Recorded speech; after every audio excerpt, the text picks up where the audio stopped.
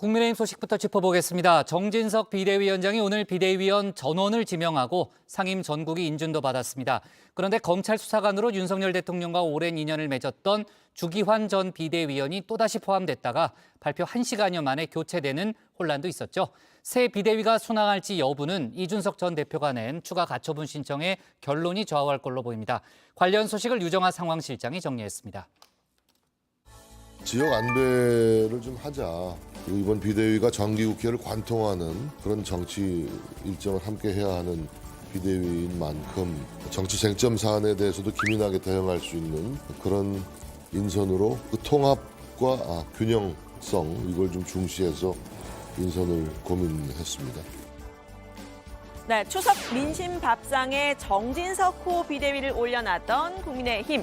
연휴가 끝나자마자 오늘 바로 이 비대위원 전원을 발표했습니다. 상임 전국이 의결까지 마무리 지었는데요. 당이 처음으로 발표한 비대위원 6명, 바로 이 사람들입니다.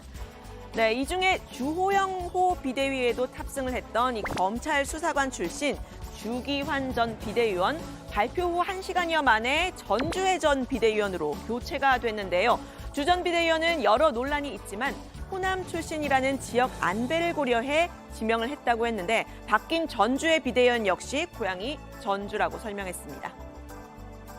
법원의 결정에 반발하는 듯한 모습을 보이는 것이 전임 비대위원을 그대로 임명하면은 그래서 아마 새롭게 임명하신 걸로 알고 있습니다. 그런데 조금 전에 말씀드린 바와 같이 주기환 비대위원의 경우에는 호남을 배려를 해야 되기 때문에 발표 후에 본인이 하는 것이 적절치 않겠다라는 강력한 뜻을 전해왔다고 합니다.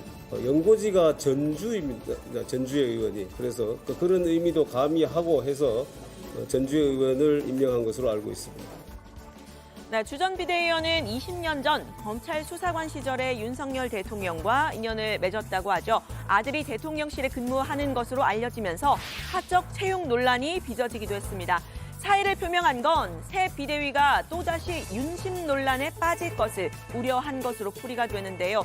어제 정진석 비대위원장은 법원의 가처분 결정을 의식해서 비대위원을 전원 교체하겠다 밝혔지만요.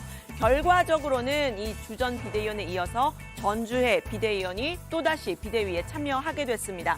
정 비대위원장의 말처럼 통합과 균형이 열쇠인 말일지 다른 비대위원 면면도 한번 살펴볼까요?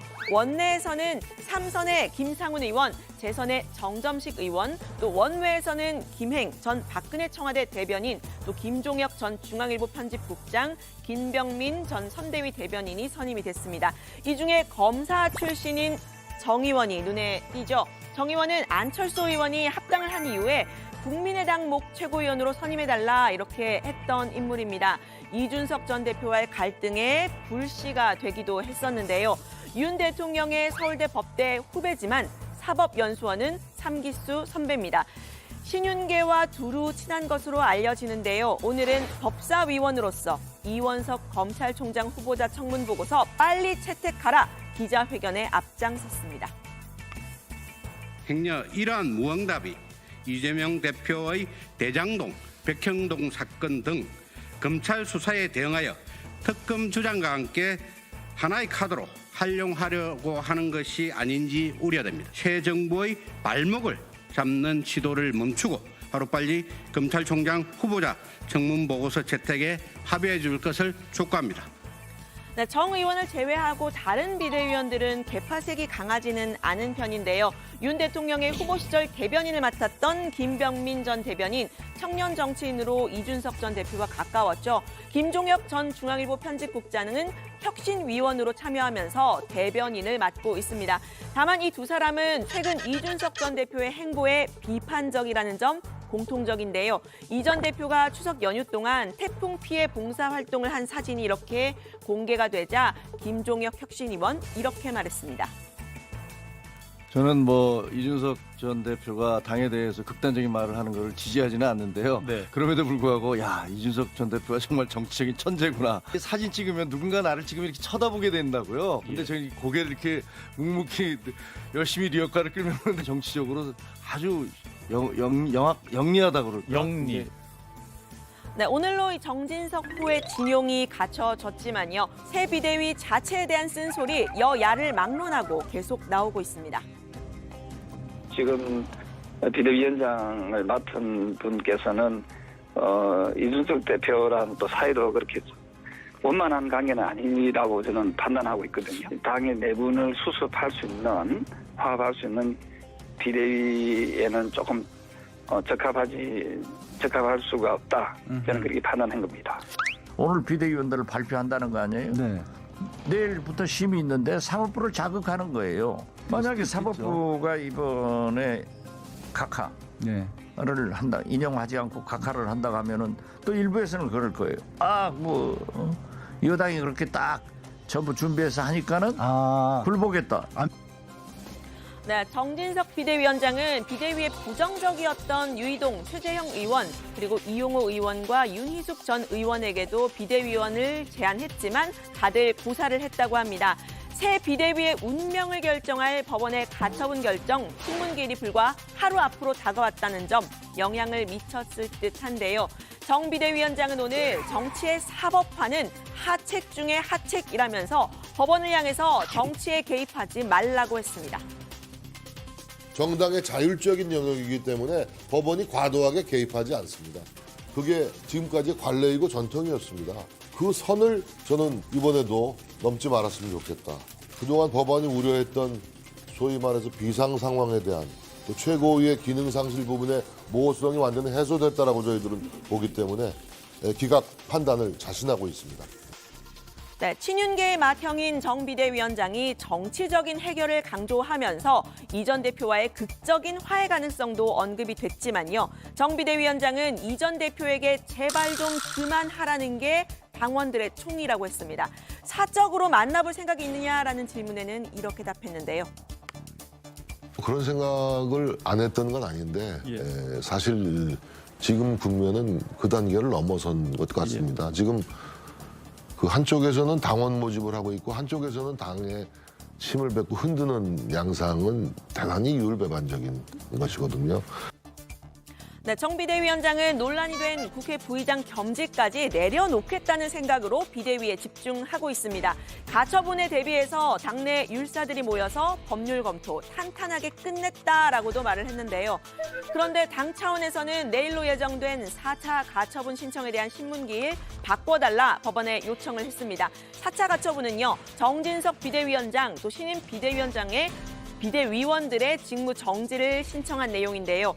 이 전 대표는 추석 연휴 직전인 8일에 가처분을 신청을 했는데 국민의힘은 관련 이 신문기일 통지서를 오늘 오전 10시 반쯤 받아봤다면서 신문 준비에 시간이 더 필요하다고 했습니다. 앞서 이 전 대표는 추석 내내 고민을 해서 아마 신문기일 연기해달라고 할 것이다, 이렇게 페이스북을 통해서 예측을 했는데요. 에휴, 뭘 생각해도 그 이하라면서 당의 대응을 비꼬기도 했습니다. 이 전 대표 측은 시간 끌기에 불과할 뿐 결과가 달라지진 않을 거라고 봤는데요.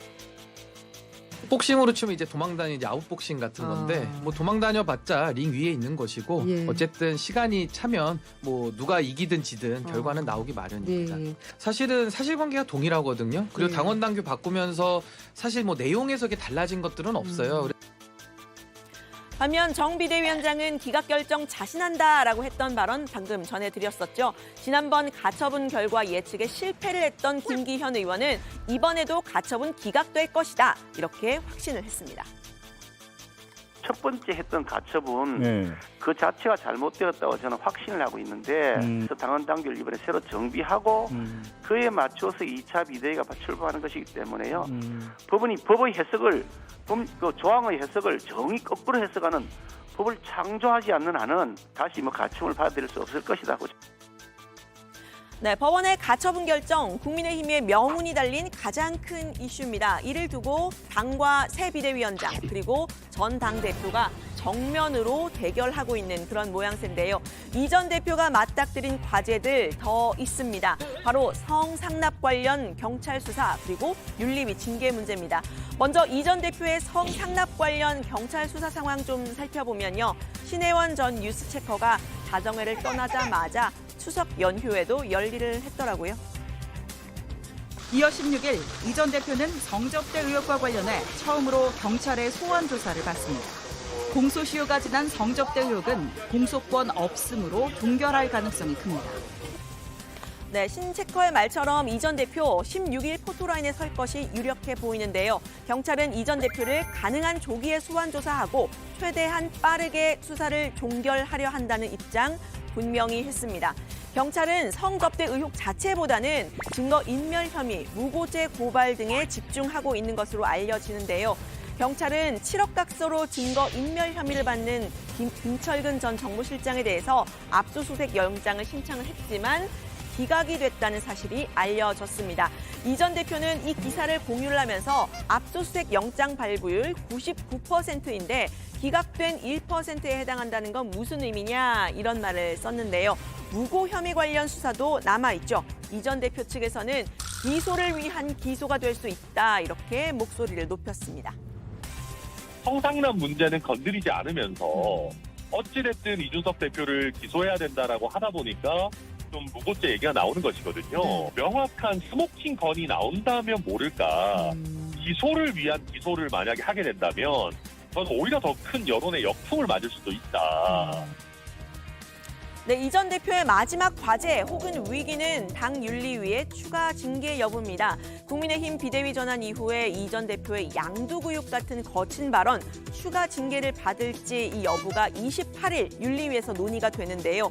이 전 대표는 현재 6개월 당원권 정지 상태죠. 그보다 높은 수위인 출당이나 아니면 제명이 거론이 되고 있습니다. 경찰 수사 결과와 이 윤리위 징계가 맞물릴 가능성도 없지 않다 이런 관측이 나오는데요.